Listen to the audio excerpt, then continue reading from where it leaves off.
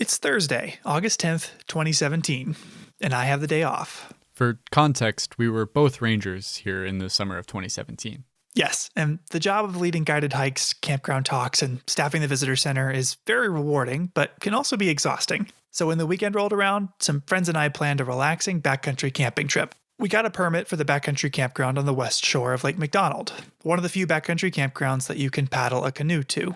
So we loaded our gear into dry bags, packed our life jackets, and set sail for some R&R. The campground itself is known for being sunny. It burned over in a wildland fire in 2003, and the remaining lifeless and limbless trees offer little in the way of shade. That's an understatement. So we set out in the afternoon, thinking we'd arrive after the heat of the day had passed. The first half of the paddle was nice and sunny, but the further we went, the clouds began to roll in. With each stroke, the sky seemed to grow darker, and we paddled faster and faster and faster to reach the shoreline. We thought we'd beaten the weather as we pulled our canoe ashore, but a clap of thunder echoed off the mountains and signaled the night that was yet to come.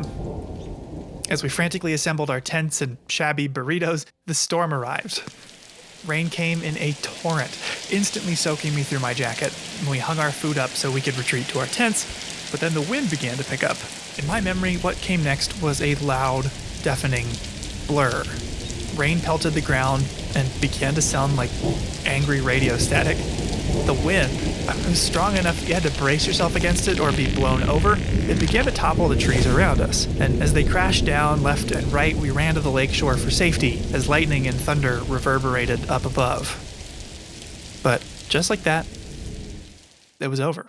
The air was calm, the rain had stopped, and we breathed a collective sigh of relief as we returned to the soggy rice and bean burritos we'd put away. As we ate, we tried to make sense of what had just happened, pointing out the trees that had fallen down, comparing how well our jackets had worked, but only then, with mouthfuls of burrito, did we notice a column of smoke across the lake. Smoke that would eventually grow to become the SPRAGUE fire that burned 17,000 acres and the Sperry Chalet. Wow, that's crazy that you sat through the storm that started it all. I was actually just straight across the lake from you at the same time at the Lake McDonald Lodge. I was supposed to give the evening ranger program up at the Lake McDonald Lodge auditorium that night. It was super stormy as I drove up from APGAR. And while I was getting ready for my talk, the power went out in the building. It was pitch black in the auditorium. I didn't think people would really be able to safely walk around the room, so I just decided to cancel the program. So if you were trying to attend the ranger program at the Lake McDonald Lodge auditorium on August 10, 2017, I'm very sorry, you'll have to catch me another time. When I canceled, I stood outside the building to let people know that the program wouldn't be happening that night. It was at 8:36 p.m., a few minutes after the talk was scheduled to start, that lightning struck the hillside above me and ignited the Sprague Creek fire. With no program to give, I drove back down to my office in APGAR. There were lots of people just standing around and watching the flames. So, in a routine that would become common over the coming months, from across the lake, I watched the fire glow against the dark night sky. I was still wearing my ranger uniform, so I stayed on the beach there for hours, answering questions from concerned visitors. The fire became a spectacle. At night, people would gather to watch it burn. Slowly at first, then rapidly as one hot and dry week was followed by another. In all, the Sprague fire burned for about 3 months on the east shore of Lake McDonald, until it was finally extinguished by autumn snow. Here on Lake McDonald, wildfire is a fact of life.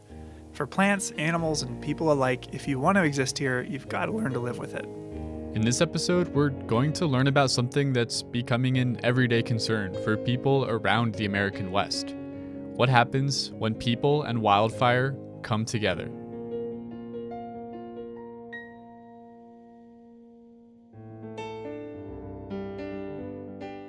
Welcome to Headwaters, a Glacier National Park podcast, brought to you by the Glacier National Park Conservancy and produced on the traditional lands of many Native American tribes, including the Blackfeet, Kootenai, Salish, and Gillespie people. We're calling this season the Confluence, as we look at the ways that nature, culture, the present, and the past all come together here. I'm Michael. I'm Andrew. And we're both rangers here. And today we're in the Lake McDonald Valley. Near the west entrance of the park, the Lake McDonald area is the most visited region of Glacier. Lake McDonald itself is one of the park's most cherished attractions. It 10 miles long and over a mile wide, it's also the largest lake in Glacier. This area gets hit with a ton of lightning, and that means that wildfires start with considerable frequency. What happens in a place dense with people and fire? And that's what we're going to explore in this episode.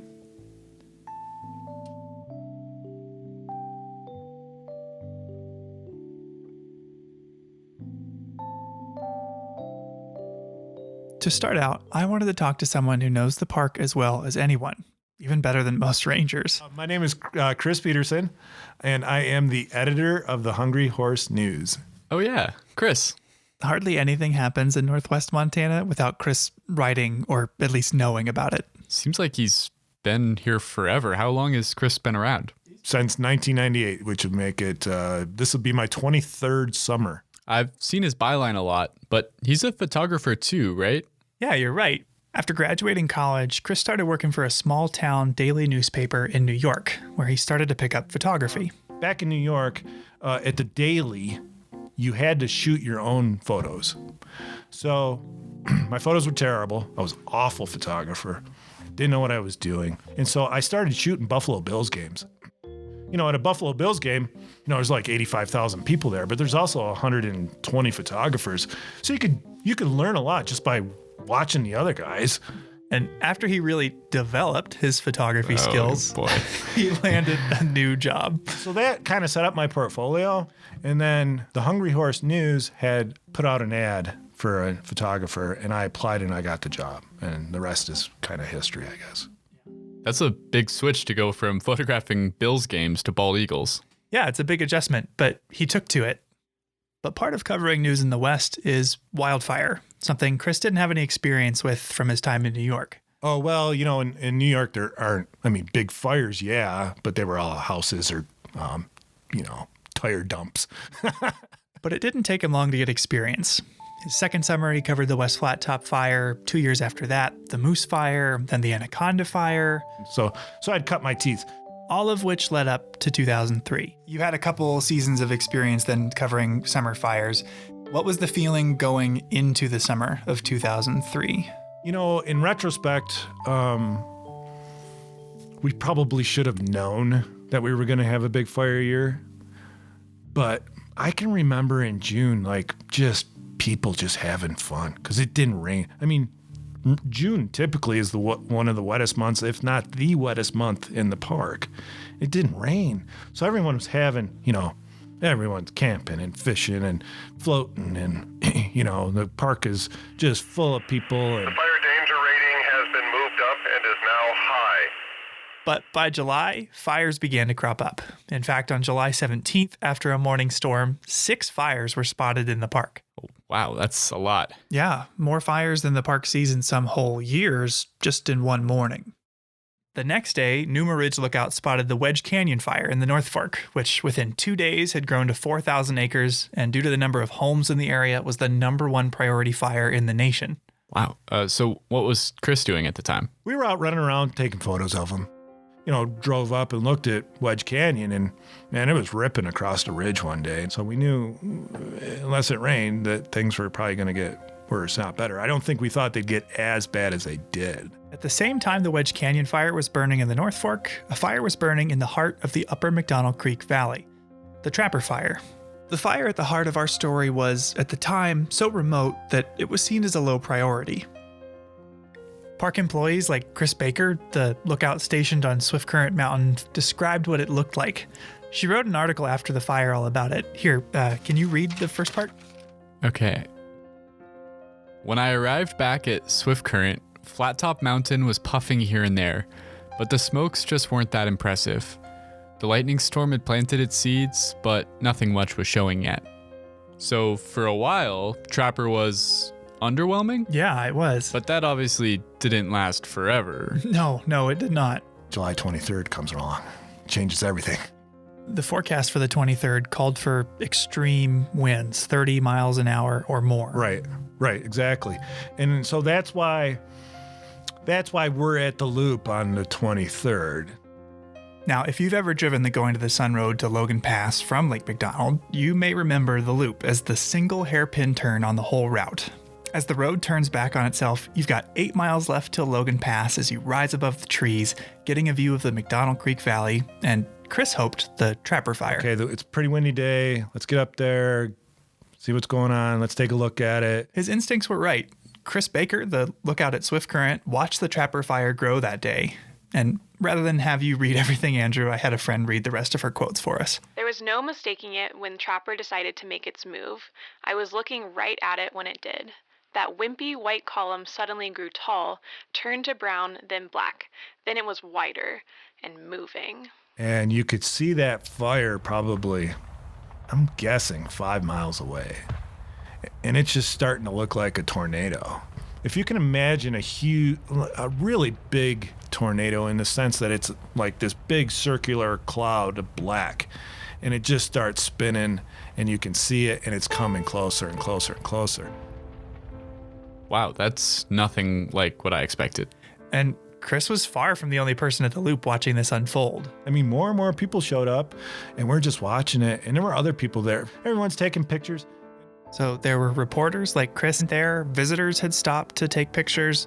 There's even a corporate marketing team there. And one of the more memorable things was there was this couple of women in their 20s with like tank tops on, and they had a Red Bull pickup truck. You know, Red Bull, that energy drink, but it had like a big fake can on the back of the pickup truck. As the fire was coming closer and closer and everyone was taking photos, the Red Bull staff was running around with free samples. Okay, I think watching a fire race towards you is a situation where you definitely would not need the extra boost from an energy drink. Yeah, I think you're right. But with or without the Red Bull, Chris described the atmosphere being charged with anticipation and excitement. So we're taking pictures of her with the smoke and the fire and smoke and stuff in the background, and they're taking pictures, and it just kind of got into like almost a party type of atmosphere in the sense that here it comes, and it came like right to the edge of the, you know, the canyon.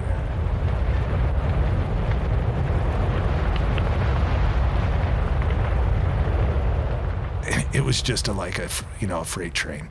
But he must have gotten out safely. He did. The fire gets to the loop, everyone he takes off because it's going to burn over the loop. It's obvious it's not going to stop. As it burned over the loop, it claimed anything in its path. Vehicles that were parked there, trailhead signs. Heck, for years there were stains on the pavement from where porta potties melted into the asphalt. That's kind of gross. What happened next? Well, the Trapper Fire continued to burn uphill straight towards the Granite Park Chalet. And, well, you'll have to wait and see. I talked to Mike Sanger, one of the employees that was at Granite Park Chalet that night, later in the episode. I see. But Chris's experience goes to show that even when it's coming towards you, even when it's endangering your own safety, you can't help but watch fire. As powerful and destructive as it is, it has a sort of magnetism.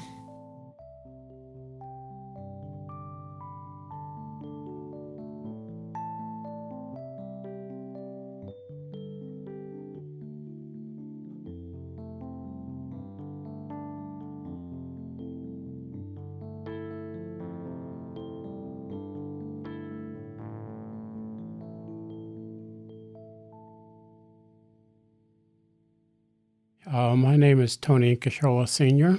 I'm a director for the Salish Kalispel Culture Committee for the Confederated Salish and Kootenai Tribes. People interacting with wildfire here is not a new phenomenon. In fact, it's been happening for thousands of years. To learn more, I decided to talk to Tony Incashola Sr. about the role that fire plays in the traditional Salish way of life. We talked about how, from Tony's perspective, not enough people understand the significance and value of fire. This misunderstanding of our environment makes fire more dangerous. And he talked about how national parks are a place where we can learn to connect with the natural world. So Tony, if we have listeners from other parts of the country or the world who aren't familiar with the Salish people, what do they need to know about Salish history? According to the stories from our elders, the Salish speaking people have been in this area since the last ice age. My group, my band of Salish are the most eastern Salish speaking people here in Montana. And our Aboriginal territory consisted of about 22 million acres. And then came along in 1855 when more settlers and homesteaders moved into our area, a treaty was negotiated, and it took several days before the leaders of the tribe agreed to be put on a reservation. And so that's why we are where we're at today on our 1.3 million acre reservation here. So that's kind of in a nutshell from the past where we started and how we got to where we're at as Salish-speaking people. So I wanted to have you in today to talk about fire. What role does fire have in the Salish tradition? The Salish people, they would set fires to their favorite hunting areas, their favorite spots. When the weather was predictable, they would set fires, knowing that the fire would be put out as soon as the snow got here. So there was no fear of that being a wildfire. When they did that, they could go back in the springtime, and where they had set fire, they could see all the new growth coming up, the green grass, clearing the underbrush for the berries and for all the other foods that were necessary, both food and medicinal plants. It would clear it out. It was like doing work in a garden. You know, as you go in a garden, you clean out all the weeds. That's what they used fire for. Were there other advantages to setting fires? The other thing they used, of course, before they had horses and before they had rifles, you know, getting buffalo, hunting buffalo sometimes was very difficult on foot. So sometimes they'd look at certain areas and they'd see these areas and they'd use fire to bring the herd to certain places. And then once they get to these certain jumps, that they'd build these running lanes, and they used these cliffs for these buffalo jumps to go over there. So that was another way of using the fire. That's really interesting, using fire to manage vegetation and to drive buffalo over cliffs to hunt efficiently.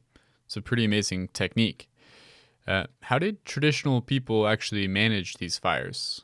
It's just like our professionals today. We have professional fisheries, water people in those areas. Well, back then they had these people that were dedicated and assigned to fires. And they were the ones that were only ones that would set the fire, because they've studied fire, they've understood fire, and so they're the ones that were allowed to set these fires. And how did they actually start the fires? Where did the embers come from?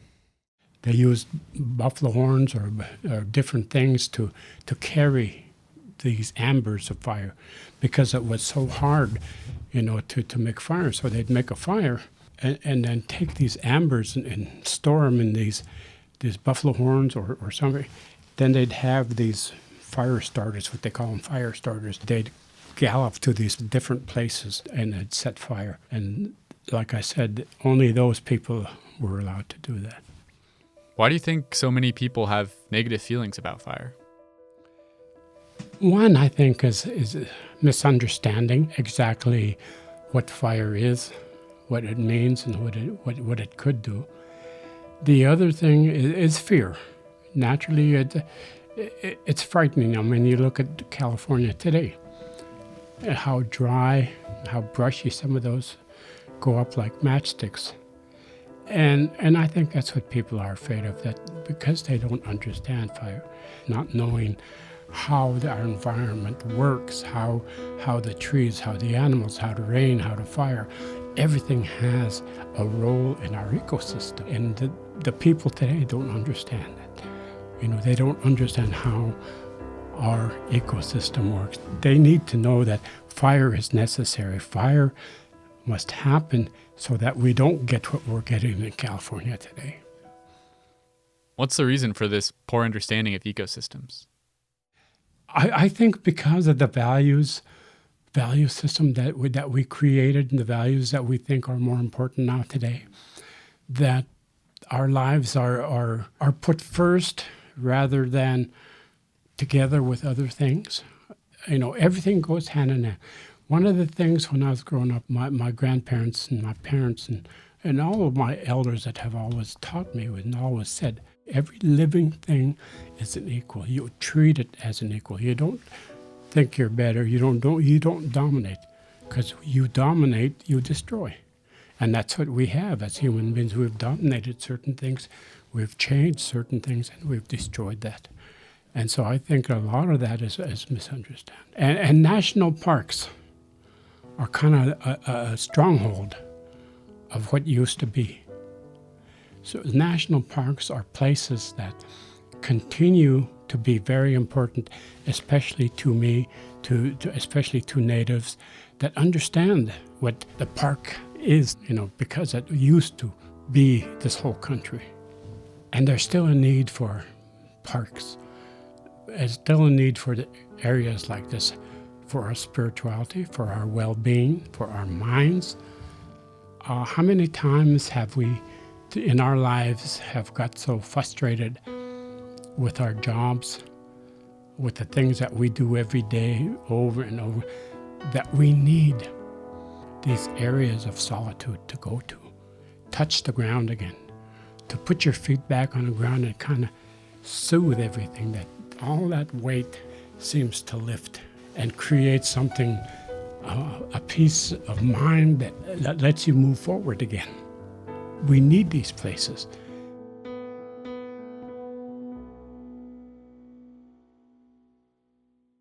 So, fire has a long history in this place. It can be a creative as well as a destructive force. And whether you like it or not, it's a factor that has to be considered in deciding how to manage this park. To learn more about what role wildland fire plays in the ecosystem here, I decided to talk to Dawn LaFleur. My name is Dawn LaFleur, and I am the vegetation management biologist for the park. What does a vegetation management biologist do? What does that entail? It basically manages the vegetation for the park. So that's anything from forest management, basically making sure we have healthy forest ecosystems, as well as maintaining native plant communities. So whenever we have disturbance, human-caused disturbance, we go in behind the disturbance and utilize native plant materials that we've collected and grown at our native plant nursery. So basically trying to manage the native vegetation as well as the invasive vegetation to maintain healthy ecosystems. I met Dawn on the site of the Howe Ridge Fire, which in 2018 burned about 14,000 acres on the west shore of Lake McDonald. It was 1 year after the SPRAGUE fire, which we talked about at the top of the show, and on the opposite side of the lake. At times it can be a bit noisy here now that there's not much of a forest to shelter you from the wind. That was a pretty intense fire. It was very intense. It was very unusual. We had the extreme fire behavior happen at night and came down here very fast, very quickly, and burned very intensely. About 2 weeks after this spot burned, Dawn was one of the first people to come back here and start to assess the impact. So what we were looking for were signs of vegetation, any potential signs of vegetation recovery already, as well as the impacts to our soil. The type of soil impacts Dawn is looking for are things like how burnt is this soil? Will things be able to grow in it? And she'll look at hillsides to see if any of them have potential for erosion now that root systems that were holding them together might be burnt out. Do you remember what your initial impressions were at the time? Oh my goodness. Oh my gosh. All we have left are toothpicks. Was my initial impressions. For a fire to burn up essentially every tree was unusual. Typically, when Dawn visits a recently burned area, the fire doesn't wipe everything out. It'll find a section of vegetation or trees, a pocket of trees to burn in and move around and kind of skip and create a mosaic or little islands of vegetation, which actually helps for rehabilitating the landscape afterwards. So why was this fire so intense? It was a combination of factors. For one, the summer of 2018 was extremely hot and dry. But fire suppression efforts in the early 1900s had also disrupted some of the natural cycles here. Fire has a huge role in this natural ecosystem. We have plants and tree species like lodgepole pine that are fire dependent. These are species that have evolved to rely on fire to succeed. Lodgepole pines, which need a lot of sunlight, have special cones that are tightly bound shut by resin. The seeds are trapped inside the cone until there's a wildfire, the type of event that would clear out the canopy and make it sunny enough for them to grow. When fire passes through, the cones get heated up and release their seeds. In Dawn's career, she's witnessed summers get warmer and drier. and the snowpack disappearing earlier in the spring, allowing soil and vegetation to dry out. These effects are changing the role that fire plays in the ecosystem. What it is climate change. We're getting drier and hotter sooner. And then the other thing we're seeing is with the extreme fire and not enough moisture in the spring, what takes advantage of those open niches after a fire are non-native plants, the opportunists. We're seeing a lot more non-native invasive plants coming into our burned areas than we have had in the past. But Dawn hasn't lost hope.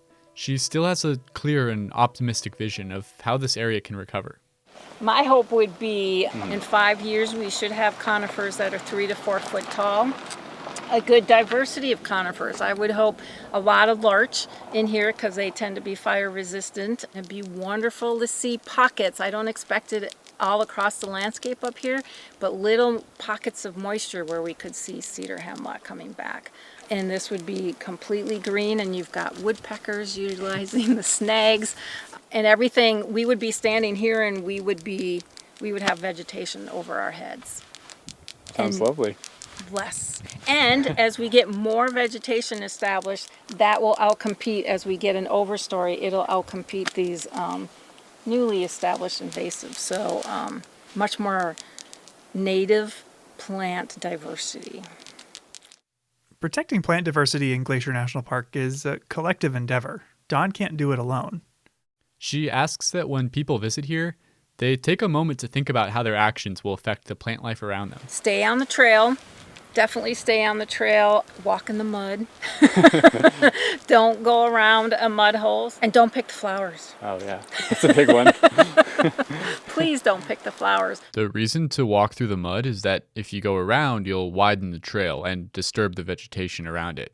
And we leave flowers where they are so everyone can enjoy them, and because they're part of the ecosystem here. Yeah, minimize your impact by just being respectful of the vegetation.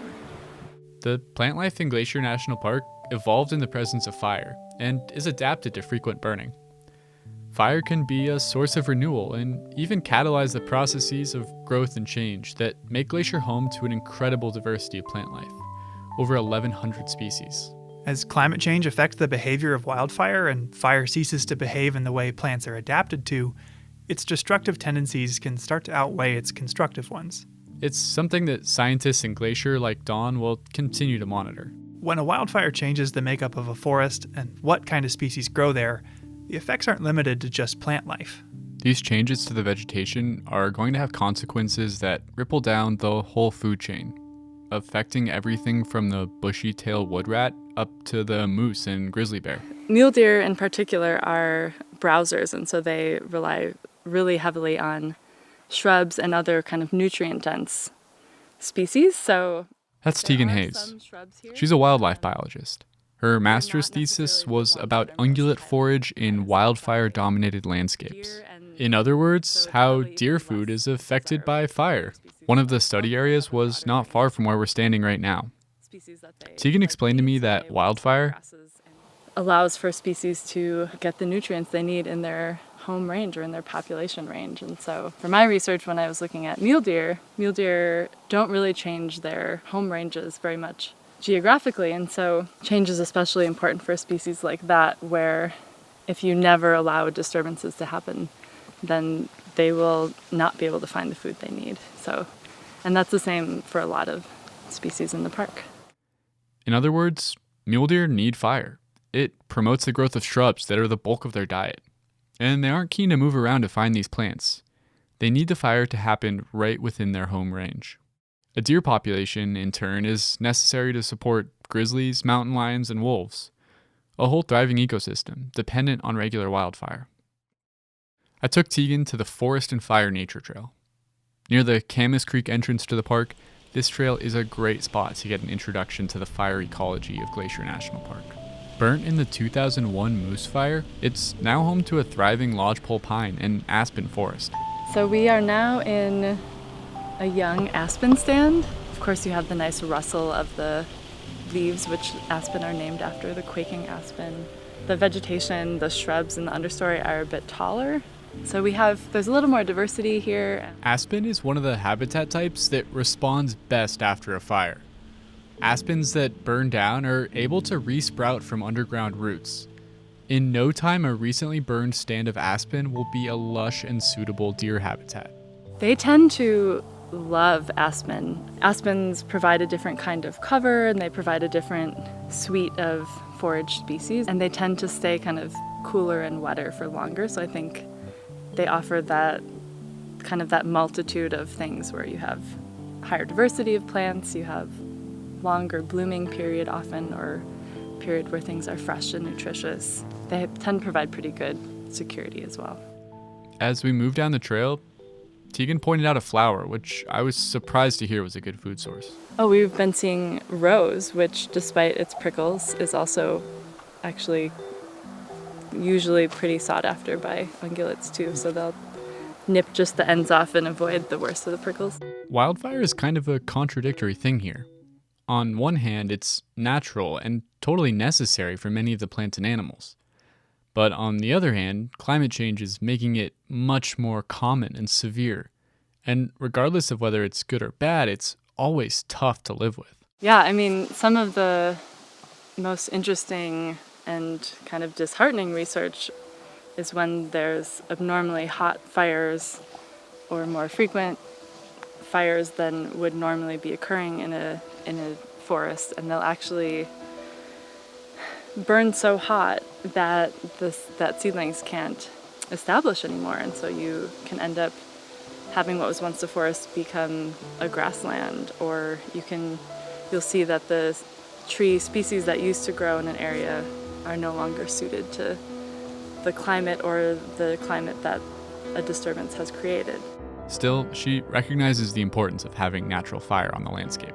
Fire, because it's a hot and dry climate during some of the year, it's one of those natural disturbances that glacier and other mountainous places are adapted to, and so it's a necessity. Of course, what applies in a national park where there are no subdivisions full of houses will be different from a policy that makes sense in a more densely inhabited area. We can't always let fires burn due to all kinds of challenges, whether that's with human structures or infrastructure.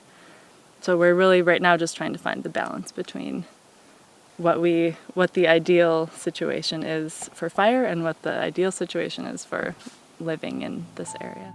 In places like Glacier National Park, where natural processes still dominate and where we try to minimize our intrusion into the web of life, fire will continue to play a part, and scientists like Dawn and Teagan will continue to try to understand it. In the Lake McDonald Valley, where humans and wildfire are both common, we need to learn to live with fire, to let it play its natural role, creating the rich, diverse, and thriving ecosystem that we come here to enjoy.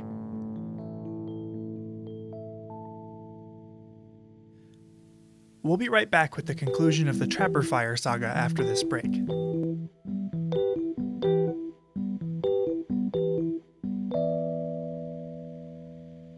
Each episode, we seem to cover at least one thing that, like this podcast, wouldn't be possible without the support of the Glacier National Park Conservancy. With the help of some friends over there, we got the number of Executive Director Doug Mitchell and decided to call him up out of the blue to ask about these projects. For this episode, we wanted to ask about Sperry Chalet.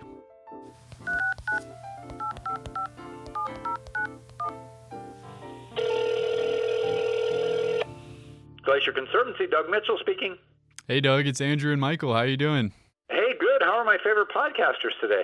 Oh, we're doing well. Just enjoying the beauty out here. Got to go up and check out the new Sperry Chalet, and it was phenomenal. It looked just like before, even down to the stonework. Yeah, it's really incredible what they were able to accomplish. I'm glad you brought up the stonework. I was talking to Zach Anderson of Anderson Masonry, and you know, his family were the original stonemason family. So if it looks the same, there's a reason, and the care they took to make sure that it looked the same way it did when it was originally built in 1913 is really rather remarkable. Yeah, and it's a great thing for people to check out while they're visiting and go see all the attention to detail and craft that went into it.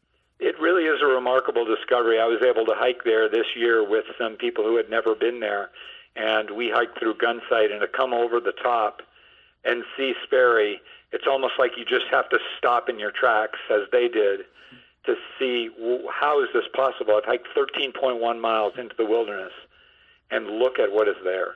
It really is something. Yeah, we wanted to talk to you about it because we know the Glacier National Park Conservancy, as the park's official nonprofit partner, played a huge role in helping restore the chalet.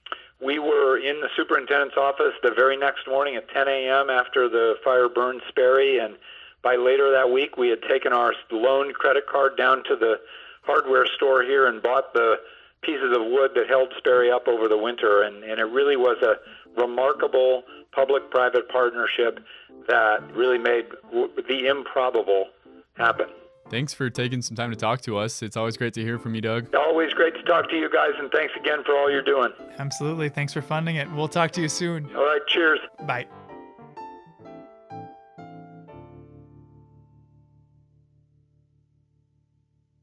So we just heard from Dawn and Teagan about how plants, like lodgepole pines, and animals, like mule deer, can benefit from the presence of fire in the ecosystem.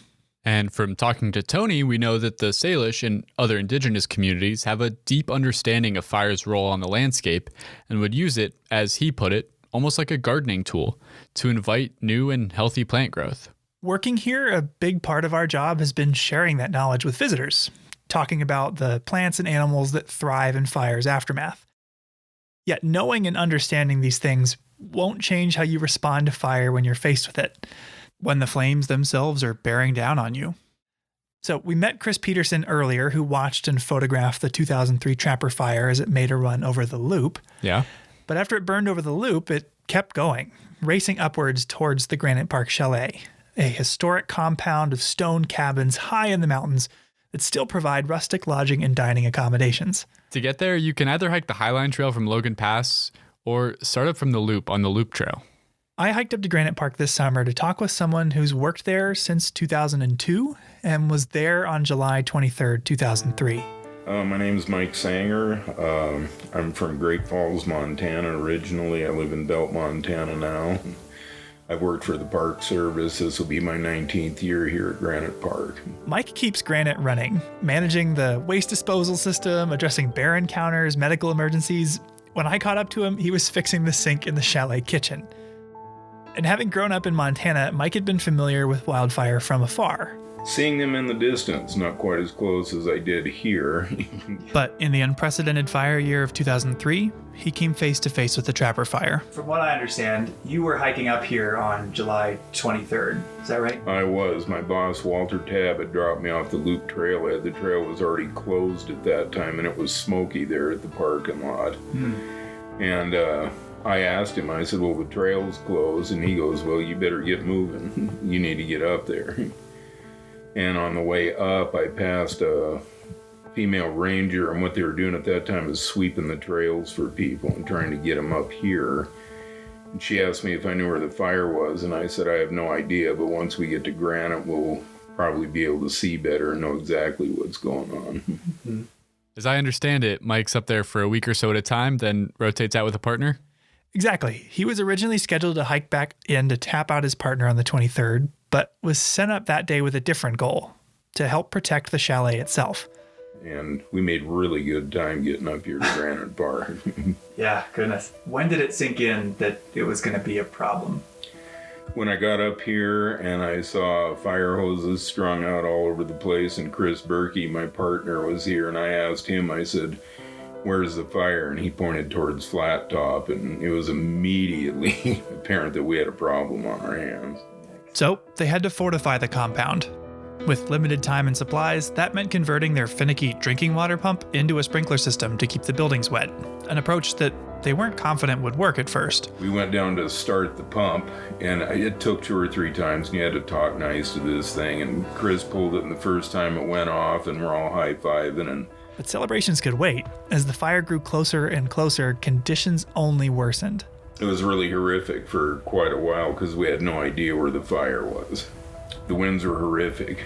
I mean, they were blowing probably 70 plus miles an hour, and we were having embers starting to come down. And what we did is we pulled all the railings from the chalet. We were trying to reduce fuel in case the fire did get here. What did it sound like? You know, a lot of people paraphrase this with tornadoes and everything else, but it sounded like a freight train. And it was just unbelievably hot. I've always had a mustache, and after this was all over, it had curled and burnt, and I just ended up whacking it off. It's the first time I'd not had a mustache in many, many years, because it was just glowing orange this direction. Around the same time, Chris Baker from Swift Current Lookout was choked with smoke. I can remember using the word surreal a lot in my journal that afternoon. It didn't take too long before my vista towards the west was nothing but amber billows of smoke and embers. Visibility deteriorated to nothing, and I began coughing from the intense smoke, so I soaked a bandana in water and took to breathing through it to filter some of the soot. Oh my gosh. Yeah, It's a scary situation. it is. In the face of it all, Mike and Chris were doing everything they could to protect the chalet and everyone in it. And we charged our hoses. We had everybody inside the chalet sitting on the floor. We had the tables up against the windows because the wind was horrific and it was blowing ash and embers all through the area. And we charged the hoses and started wetting the roof. How many people were in it? Well, between the guests that had planned to stay there that night and hikers that were seeking refuge, there were quite a few. We had 39 people trapped up here. We thought the fire was actually going to come up and go over the top of us and down the other side. Why it went up Swift Current Pass, I have no idea. You know, every bearing that we had and the wind was blowing directly at us, and fires like to run uphill, so I was quite sure the fire was going to come up and over us, and instead it made a turn and went up over Swift Current. It missed them? Somehow they were saved. The fire avoided the chalet, and falling embers were effectively combated by the hoses and sprinklers they'd set up. Because it could have really gone south for us, and it really could have been a horrific thing. And, you know, through God's graces or whatever, the fire didn't come over us. Chris, we each made one brief phone call to our wives, and said, we don't know what's going to happen. We just wanted to call and tell you right now we're all right, and we're doing the best we can. And while they didn't know what the next day would hold, they allowed themselves to breathe a small sigh of relief. Chris and I came in here. It'd been a long day for both of us. He was due to go out that day, and I'd hiked up or ran up here that day. And his wife had brought him a little bottle of black velvet whiskey, so we each had a drag off that, and it actually felt a little better. And he goes, let's get on with it. And I said, all right. After feeding and finding beds for everyone at Granite, the two of them stayed up all night watching the flames. We'd take turns. There was a chair between this building and the chalet and one in front of the chalet, and about every hour we'd switch. Also up all night was Chris Baker, watching the flames from her vantage point at Swift Current Lookout, 1,000 feet above the chalet. Night fell, and finally I could see the fire appear through the smoke as 1,000 points of flame and torching trees. I remember just staring a lot in unbelief. Sleep wasn't even an option. This was history, and I was privileged to have a front row seat. It was a long night and a close call. Thankfully, no one was hurt, and the chalet was saved. Mike and his partner Chris Berkey were even honored by the Department of the Interior with Valor Awards for their heroism and bravery. But Mike's a humble guy. If you have the chance to meet him, you might hear him tell stories of that night. Sometimes the chalet even asks him to give a program about it to their guests. But you won't hear him bragging. He's seen firsthand the power of fire and worked in its aftermath every year since. But even then, that night standing guard after hours of fear and uncertainty, he could see a beauty in the flames. And the one thing that struck me is once it got dark and you could see the fire, you know, despite what was going on, it was actually kind of pretty to look at. And, you know, I don't mean to sound morbid or anything, but it was. It had its own kind of natural beauty to it. A month later, the Trapper fire had died down, and Chris Baker reflected on the fire as she hiked down from Swift Current Lookout for the last time of the year.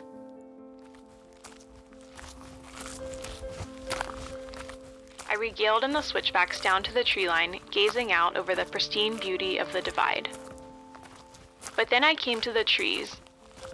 Those beautiful firs I have come to love. My friends and companions on my ascents and descents of Swift Current Mountain. The ones that frame Heaven's Peak in all my photos and that my kids have learned to take for granted. They weren't there. Instead, I saw blackened ghost and charred ground cover. I hiked through a lunar landscape that I knew was both natural order and devastation. I thrilled and mourned all at once. I don't think I will ever feel that again.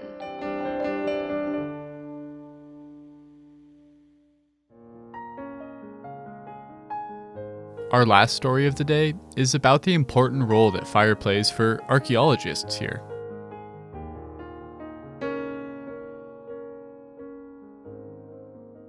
So were you up there on the night that Sperry Chalet burned down? No, I was actually on this trail when it burned down, and I actually heard it all go down on the radio. That's Glacier Park archaeologist Brent Rowley. Which was kind of a crazy experience. I was actually just back there, probably a few hundred yards, and I heard this radio transmission that was like calling the incident management team on the radio and being like, you know, I need to give you a satellite phone call because we need to have like a conversation right now. And it turns out that was the chalet catching on fire, like the dormitory building. Fire teaches us about the natural world, but it also teaches us about ourselves, and sometimes in unexpected ways. When the SPRAGUE fire burned down the main building of Sperry Chalet on August 31st, 2017, it felt like we had forever lost a piece of our history. But the fire had another effect as well. By clearing out the vegetation around the building, it unearthed a wealth of archaeological sites from lots of different eras. Out of the ashes, Brent found a whole world of history. In a place like Glacier, the vegetation is so thick that you can't see the surface of the ground to find artifacts. A fire that comes in and clears out the vegetation will often reveal major archaeological sites. After the SPRAGUE fire, Brent and his team found a series of dumps where all types of people, like construction crews, cooks, and chalet visitors, had thrown their garbage for decades, starting in the early 19-teens. Brent was intrigued. He told me that these types of sites hold a lot of information that you can't just read about. In the history books about a site like, say, Sperry Chalet, you only hear about the experiences of the people that are actually staying in the chalet. You don't hear the story of the people that worked at that chalet and that may have worked at a trail camp or a CCC camp that built a lot of the infrastructure in the park. And a lot of those dumps preserve the information of like what was daily life like for them, what were they eating. We might find game pieces or, you know, what were they doing in their spare time at their backcountry camp. As we hiked the 6 miles up to those archaeological sites, Brent told me all about his experiences that year. I got assigned to the fire as a resource advisor for cultural resources. So during that summer, I probably hiked this section of the Sperry Trail 40 times. And, you know, so I got to watch the fire come down this ridge and sort of change the forest gradually. Because in this cedar forest, the fire just kind of creeps along. It rarely ever, really gets up into the treetops. It kind of travels along the deadfall and through the root systems. When the fire in the chalet was finally extinguished, the stone exterior walls were still standing. The fire had only burned the interior and the roof of the building. A few days later, Brent was flown to the site in a helicopter to help the park determine if the still standing walls would survive the winter. It was really surreal. Like all the bed frames had melted, kind of looked a little like a little bit of a wasteland inside. The stone walls were able to be salvaged, and over the next 2 summers, the chalet was reconstructed within them. Brent and I arrived just days before the grand reopening, when the chalet would welcome guests for the first time since the fire. It was also the first time that Brent had been in the new building, and he was a bit taken aback by the difference. The last time I was standing in this very spot, I was like 4 feet lower, and then, you know, there was debris everywhere, and, you know, it's pretty crazy to be standing in the same spot, but now in a constructed building. After the fire, Brent and his team were tasked with surveying the burned area and noting any archaeological sites that had been revealed. What they found was a vast assemblage of objects that painted a vivid portrait of early 1900s park life. What kind of objects are we talking about? Well, actually, one of the most common things they found were chamber pots. What do they look like? They're just bowl-shaped, but a little... Oh, right there is one. A really good one. Yeah, it looks like just a small bowl. Well, it's kind of a big rim around it. Yeah, just big enough to do your business in, you know. But those things were all over the place, like down this hillside. It's kind of interesting. I just like to imagine someone walking out in the morning and getting ready to toss the contents of it over the hill and accidentally loses their grip, and there it lies. Because that one definitely is not broken. Okay, that did paint a vivid portrait. What else did you find?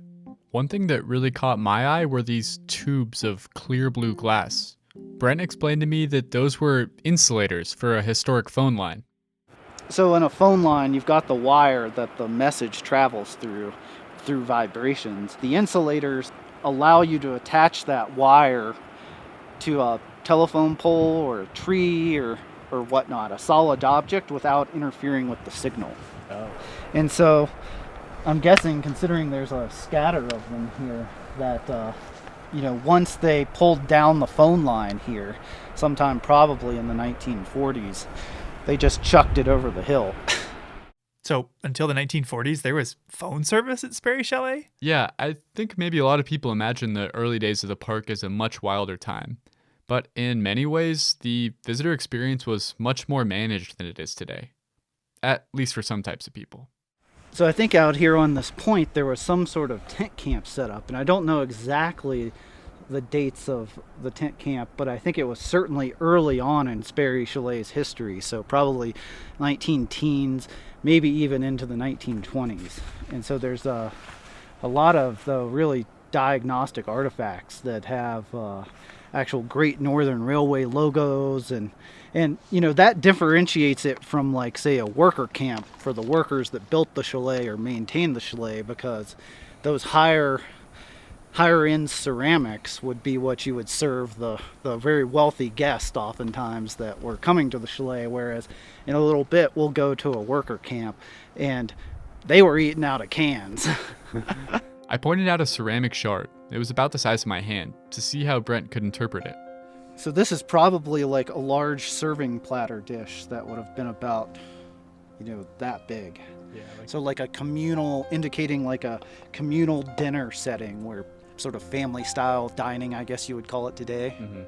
Oh, that's interesting. From just that small piece, he was able to figure out about how they dined.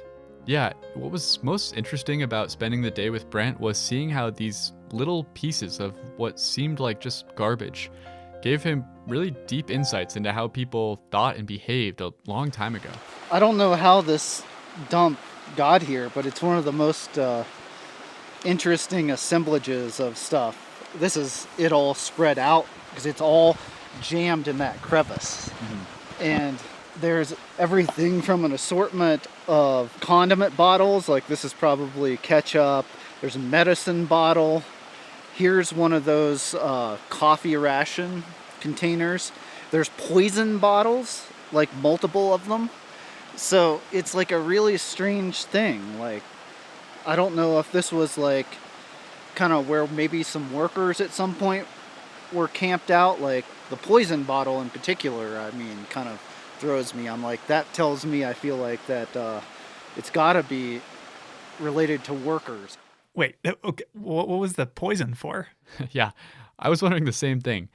Brent told me it was probably to poison rodents of some sort, maybe mice, pack rats, or a particularly aggressive marmot. How do they find all this stuff? There's a couple different ways these sites get discovered.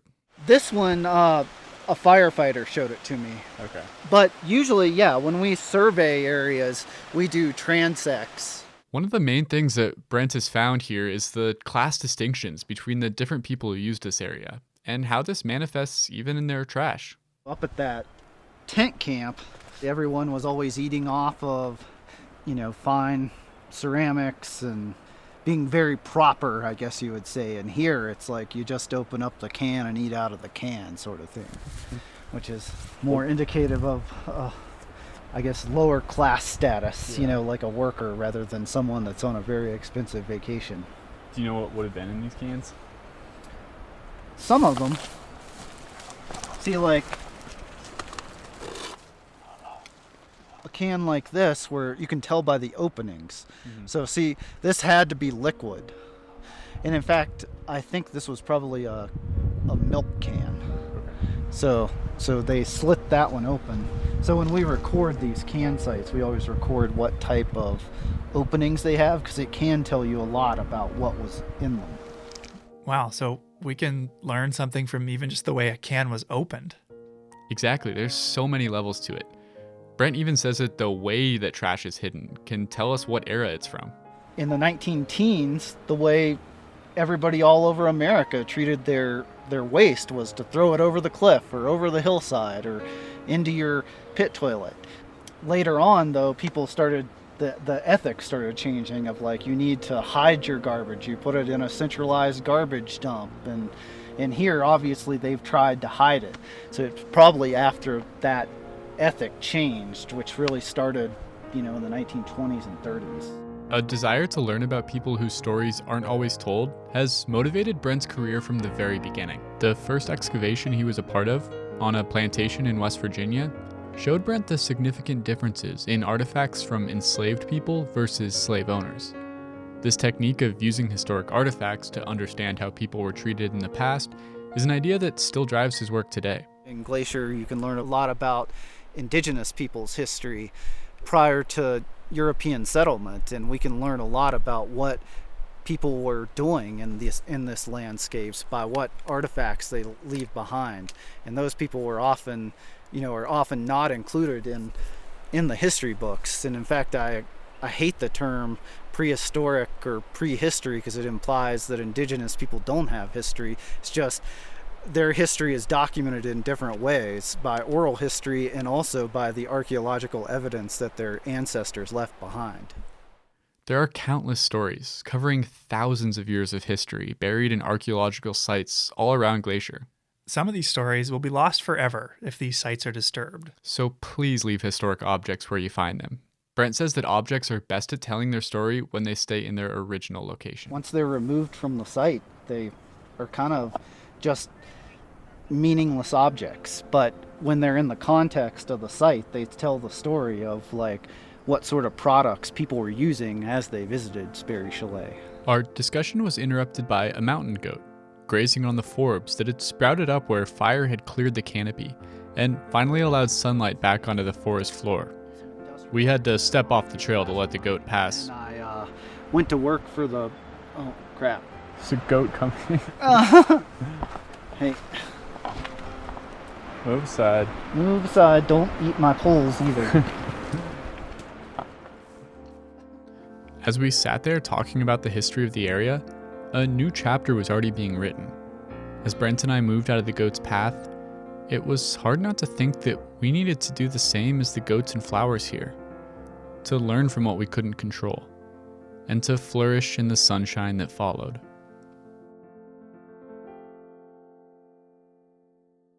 That's our show for today. If you're interested in learning more about the role and history of wildfire in Glacier, or about the Salish Kalispel Culture Committee, check out the links in our show notes. Thanks for listening.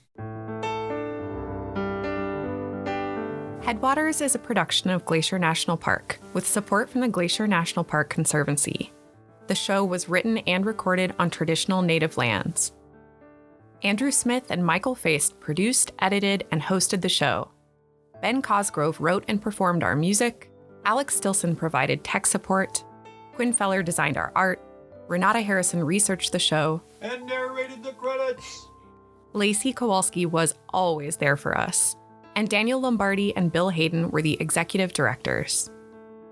Support for this show comes from the Glacier National Park Conservancy.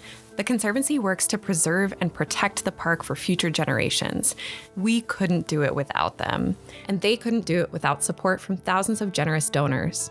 If you want to learn more about how to support this podcast or other awesome Conservancy projects, please go to their website at glacier.org. Of course, you can always help support the show by sharing it with everyone you know, your friends, your family, your dog, and also leave us a review online. Special thanks this episode to Chris Peterson, Tony Incashola Sr., Don LaFleur, Teagan Hayes, Mike Sanger, Sarah Peterson, and Brent Rowley.